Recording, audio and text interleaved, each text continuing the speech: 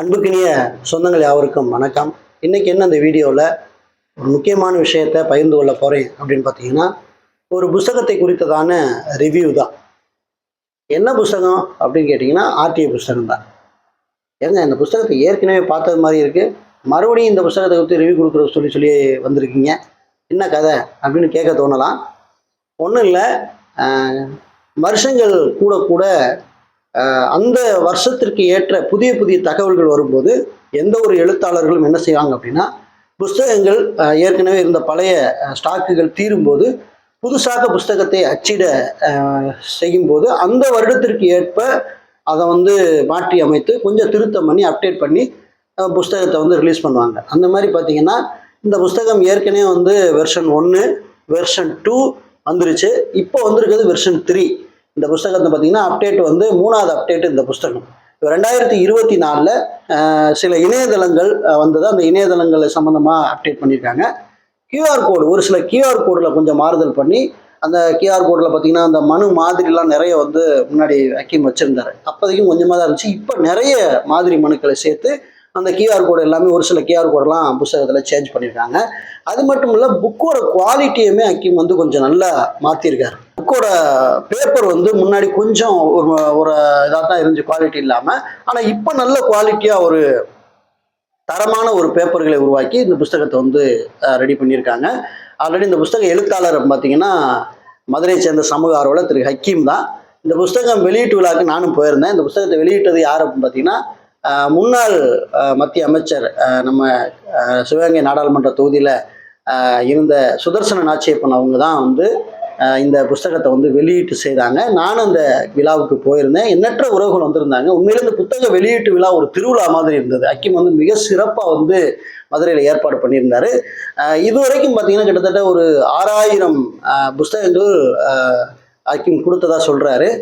அதில் கிட்டத்தட்ட ஒரு 1000-1500 புஸ்தகங்கள் ஃப்ரீயாகவே நிறைய பேருக்கு கிஃப்டாக நூலகங்களில், பள்ளிக்கூடங்களில், காலேஜில், பொது வழியில் இந்த புஸ்தகம் ஒரு சேவையாகவே நிறைய கொடுத்துருக்கு. இப்போ எனக்கே கிட்டத்தட்ட பார்த்தீங்கன்னா ஒரு 40-50 புஸ்தகங்கள் ஹக்கீம் ஃப்ரீயாகவே கொடுத்துருக்கேன். நான் எனக்கு தெரிஞ்ச அரசு அலுவலர்கள், மற்ற நண்பர்களை சந்திக்கிறவங்களுக்கு இந்த புஸ்தகத்தை கிஃப்டாகவே நானும் ஹக்கீம் சார்பில் நிறைய கொடுத்துருக்கேன்.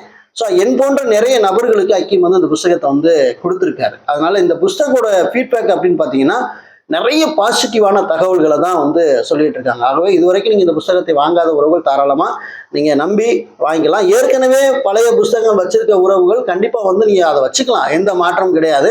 ஏன்னா ஆர்டிஐ சட்ட திருத்தம் எதுவுமே நடக்கலை. 31 பிரிவுகளில் ஏற்கனவே புஸ்தகத்தில் ஹக்கீம் என்ன எழுதியிருந்தாரோ அந்த சட்டம்லாம் அப்படியே தான் இருக்குது. அதில் எந்த மாற்றமும் இல்லை, அது எந்த கரெக்ஷனும் இல்லை. இந்த 2024 ஏற்ப புதிய புதிய இணையதளங்கள், கியூஆர் கோடு, ஒரு சில மாற்றங்கள் மட்டும்தான் அந்த புஸ்தகத்தில். அட்டையை மாறுதல் பண்ணியிருக்காங்க.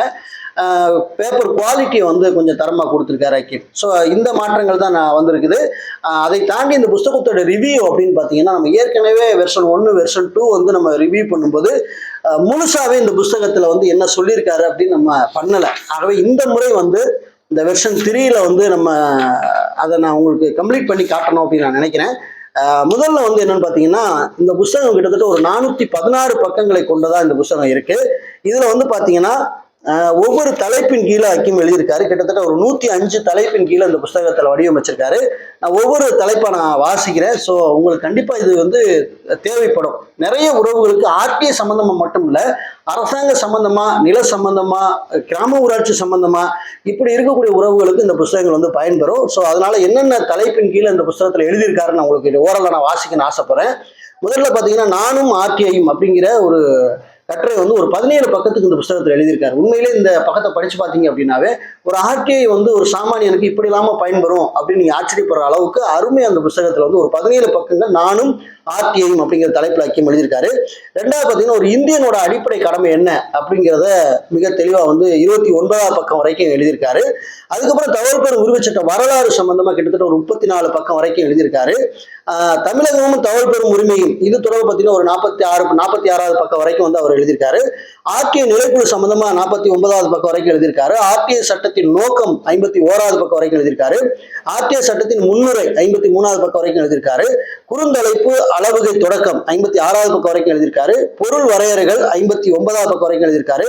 தகவல் என்றால் என்ன, இந்த செக்ஷன் 2F, அதாவது தகவல் பெறும் உரிமை சட்டம் 2F அது சம்பந்தமா வந்து 64வது பக்கம் வரைக்கும் எழுதியிருக்காரு. அதுக்கப்புறம் பாத்தீங்கன்னா 2J கலாய்வு, ஒரு அரசு அலுவலகத்தை கலாய்வு செய்யணும்னா எப்படி கலாய்வு செய்யறது, அது சம்பந்தமா பாத்தீங்கன்னா 74வது பக்கம் வரைக்கும் அவர் எழுதியிருக்காரு.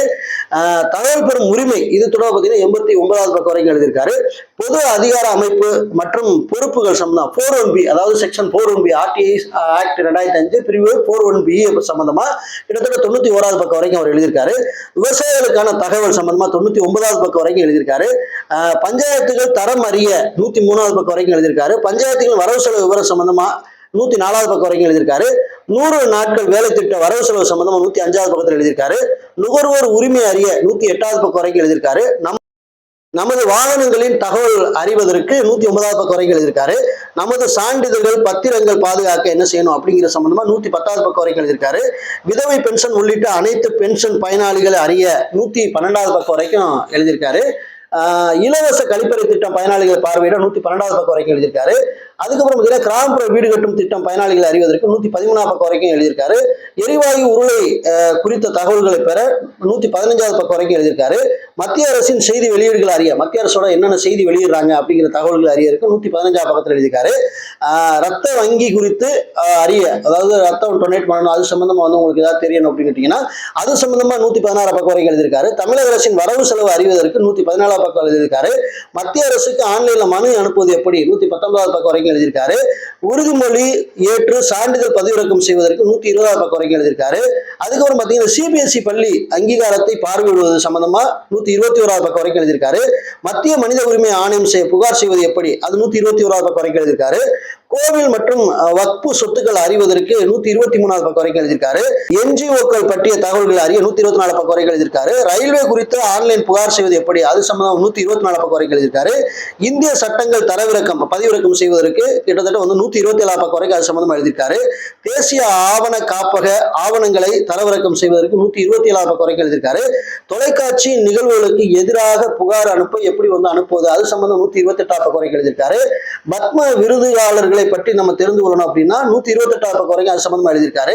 மக்களவை குறித்து அறிய 131 பக்கம் வரைக்கும் எழுதியிருக்காரு. மாநிலங்களை குறித்து அறிய 132 பக்கம் வரைக்கும் எழுதியிருக்காரு. தமிழ்நாடு மாசு கட்டுப்பாட்டு வாரிய சம்பந்தமா வந்து நீங்க புகார் அனுப்பணும் அப்படின்னா அது சம்பந்தம் 134 பக்கம் வரைக்கும் அவர் எழுதியிருக்காரு. நில உரிமை சிட்டா பார்வையிட 135வது பக்கம் வரைக்கும் எழுதியிருக்காரு.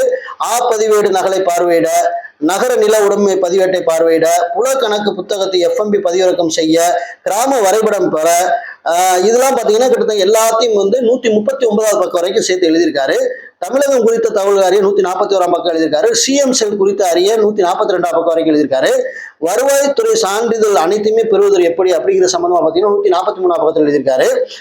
பத்திரப்பதிவு நகல் உள்ளிட்ட பதிவுத்துறை ஆவணங்கள் அனைத்தையும் பெறுவதற்கு 144 பக்கத்தில் அது சம்பந்தமா எழுதியிருக்காரு. பிறப்பிறப்பு சான்றிதழ் பெற, பேரூராட்சி வரவு செலவு பெற, நகராட்சி வரவு செலவு பெற, வேட்பாளர்கள் பிரமாண பத்திரத்தை தரவிறக்கம் செய்ய, இதெல்லாம் பாத்தீங்கன்னா 141 பக்கம் வரைக்கும் எழுதியிருக்காரு. அது அரசாங்கம் வெளியிடக்கூடிய அரசாணைகள்லாம் பதிவிறக்கம் செய்யணும் அப்படின்னு பாத்தீங்கன்னா 147 பக்கத்துல அதற்கான தகவல் எழுதியிருக்காரு. ஊழல் கண்காணிப்பு மற்றும் லஞ்ச ஒழிப்புத்துறை, அதாவது FIR எப்படி வந்து நம்ம எடுக்கிறது அது சம்பந்தமா எழுதியிருக்காரு. தமிழக காவல்துறை தகவல்களை எப்படி பெறுவது அது சம்பந்தமா பாத்தீங்கன்னா 149 பக்கம் வரைக்கும் எழுதியிருக்காரு. தமிழக அரசு டெண்டர்களை பார்வையிட பத்தி 150வது பக்கத்தில் எழுதியிருக்காரு. தனியார் பள்ளிகளுக்கு அரசு நிர்ணயித்துள்ள கட்டணத்தை பார்வையிட அது சம்பந்தம் 156 பக்கத்தில் எழுதியிருக்காரு. முதல்வர் காப்பீடு திட்டம் குறித்து அறிந்து கொள்வதற்கு 151 பக்கத்தில் எழுதியிருக்காரு. தமிழக அரசின் கொள்கை விளக்க குறிப்பு தரவிறக்கம் செய்ய 153 பக்கத்தில் எழுதியிருக்காரு. தமிழக வானிலை அறிய, நியாய விலைக்கடை இருப்பு அறிய, அரசு கருவூலம் குறித்த தகவல்களை பெற, உங்கள் பகுதி நிலத்தடி நீர்மட்டம் அறிய, நீதிமன்ற வழக்கு குறித்த தகவல்கள் அறிய, தகவல் பெறுவதற்கான கோரிக்கை 6(1), அதாவது இதெல்லாம் சேர்த்து பத்தி 175 பக்கம் வரைக்கும் எழுதியிருக்காரு. தகவல் வழங்கும் வழிமுறைகள் 7(1) சம்பந்தமா எழுதியிருக்காரு. தகவல் மறுப்பதற்கான காரணங்கள் சம்பந்தமா 198 பக்கத்தில் எழுதியிருக்காரு. பிரித்தளித்தல் சம்பந்தமா 3ஆம் தரப்பினர் தகவல்கள், மத்திய தகவல் ஆணையம், தமிழ்நாடு மாநில தகவல் ஆணையம், முதலாம் இணைப்பு பட்டியல் இது சம்பந்தம் பார்த்தீங்கன்னா 252வது பக்கம் வரைக்கும் சம்பந்தமா எழுதியிருக்காரு. தகவல் ஆணையத்துல புகார் அளிக்க காரணங்கள் 18(1) பத்தி அழகா எழுதியிருக்காரு. மேல்முறையீடு 19(1) பத்தி எழுதியிருக்காரு. 2ஆம் மேல்முறையீடு அல்லது ஆணைய வழக்கு 19(3) பத்தி பார்த்தீங்கன்னா 271 பக்கம் வரைக்கும் எழுதியிருக்காரு. தண்டனைகள் சம்பந்தமா பார்த்தீங்கன்னா 279 பக்கத்தில் எழுதியிருக்காரு. நல்லெண்ணத்தில் எடுக்கப்பட்ட நடவடிக்கைக்கு பாதுகாப்பு இது சம்பந்தமா எழுதியிருக்காரு. சட்டத்தின் மேலோங்கும் திறன், நீதிமன்ற அதிகார வரம்புக்கு தடை, குறித்த சில அமைப்புகளுக்கு பொருந்தாத ஒரு விளக்கங்கள், இரண்டாம் இணைப்பு பட்டியல், அப்புறம் கண்காணிப்பு மற்றும் அறிக்கை அளித்தல், உரிய அரசாங்க திட்டங்களை தயாரித்தல், விதிகளை முன்வைத்தல், இடர்பாடுகள் நீக்கம், ஆர்டிஐ கட்டணங்கள், ஆர்டிஐ சட்ட திருத்த முயற்சிகள், தகவல் ஆணையத்துல முக்கிய தீர்ப்புகள், ஆர்டிஐ இணையதளங்கள், இது எல்லாம் சம்பந்தமா பாத்தீங்கன்னா 337வது பக்கம் வரைக்கும் இது எல்லாத்தையும் சேர்த்து எழுதியிருக்காரு.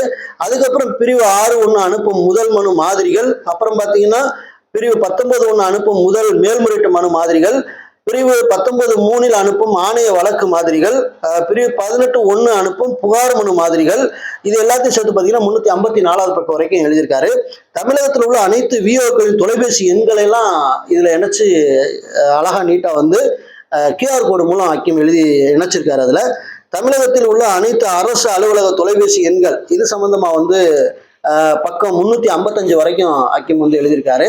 அதுக்கப்புறம் பார்த்தீங்கன்னா ஆர்டிஐ குறித்த கேள்வி பதில்கள், உங்களுக்கு ஆர்டிஐ சம்பந்தமா என்னென்ன கேள்வி பதில்கள் நீங்க கேட்கணும் அப்படின்னு பார்த்தீங்கன்னா அது சம்பந்தமா எழுதியிருக்காரு. பொது தகவல் அலுவலர் எப்படி தகவலை மறுப்பார்கள் அது சம்பந்தமா பார்த்தீங்கன்னா இது எல்லாத்தையும் சேர்த்து 370வது பக்கம் வரைக்கும் எழுதியிருக்காரு. ஆர்டிஐ மேல்முறையீட்டு விதிகள் 2012 சம்பந்தமா எழுதியிருக்காரு. தகவலை பெறுவோம் உரிமையை உணர்வோம் அப்படின்னு அருமையான ஒரு கட்டுரை வந்து 379 பக்கத்தில் எழுதியிருக்காரு. கிராம சபை குறித்து அறிவதற்கு 386 பக்கத்தில் எழுதியிருக்காரு. தமிழ்நாடு உள்ளாட்சி அமைப்புகள் சம்பந்தமா பார்த்தீங்கன்னா முறைமன்ற நடுவம், இந்த முறைமன்ற நடுவத்தை வந்து அந்த புத்தகத்திலே ஹக்கீம் வந்து 401வது பக்கத்தில் எழுதியிருக்காரு. அறிய வேண்டிய பிற சட்டங்கள் அப்படின்னு சொல்லிட்டு கிட்டத்தட்ட 105 தலைப்புகள்ல 412 பக்கங்களுக்கு இந்த புஸ்தகத்துல ஹக்கீம் வந்து எழுதியிருக்காரு. இதை இப்போ நீங்கள் தெரிஞ்சிருப்பீங்க. ஆர்டிஐக்கான புஸ்தகங்கள் மட்டும் இல்லை, இப்போ எல்லா செயல்பாட்டுக்கும் இந்த புஸ்தகம் வந்து உங்களுக்கு கண்டிப்பாக உதவி செய்யும் அப்படிங்கிறதுல எந்த மாற்று கருத்தும் கிடையாது. உங்களுக்கு இந்த புஸ்தகம் வேணும் அப்படின்னா திரையில் தோன்றக்கூடிய எண்ணை நீங்கள் தொடர்பு கொண்டு நீங்கள் பேசும்போது 450 ரூபா கட்டணத்தை நீங்கள் வந்து கூகுள் பேயோ அல்லது ஃபோன்பேயோ நீங்கள் செலுத்திட்டு அது ஸ்க்ரீன்ஷாட்டை நீங்கள் வாட்ஸ்அப்புக்கு அனுப்பி உங்களோட முகவரியையும் நீங்கள் ஹக்கீம் அவர்களுக்கு வாட்ஸ்அப்பில் அனுப்பிட்டீங்கன்னா உங்கள் இல்லம் தேடி இந்த புஸ்தகம் அஞ்சல் வழியிலே வந்து சேர்ந்துடும் அப்படிங்கிறதுல எந்த மாற்று கருத்தும் கிடையாது. ஸோ உங்களுடைய மேலான கருத்துக்கள், இதற்கு முன்னாடி நான் புஸ்தகம் வாங்கியிருக்கேன் பிரதர் அப்படின்னு சொல்லக்கூடிய உறவுகள் உண்மையிலே உங்களோட ஃபீட்பேக்காக இந்த வீடியோ கீழே கமெண்ட்டை நீங்கள் பதிவிட்டீங்கன்னா எண்ணற்ற உறவுகளுக்கு உண்மையிலே இந்த புத்தகத்தை குறித்த உண்மைத்தன்மையை அறிவுறதுக்கு அது கொஞ்சம் வாய்ப்பாக இருக்கும். ஏற்கனவே வாங்கிய உறவுகளுக்கு மனமார்ந்த நன்றிகளை தெரிவித்துக் கொள்கிறோம். இப்போ நீங்கள் வாங்க விரும்புகிற உறவுகள் தாராளமாக நீங்கள் வாங்கலாம்.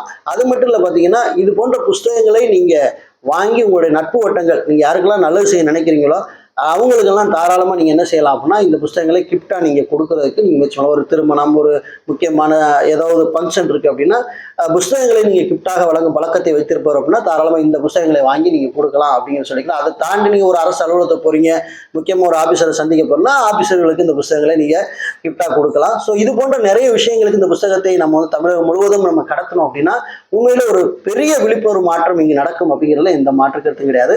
மேலான கருத்துக்களை இந்த வீடியோவில் கமெண்ட்ல பதிவு பண்ணுங்க. மீண்டும் நல்ல தகவலோடு உங்களை வேற வீடியோ சந்திக்கிறேன். நன்றி.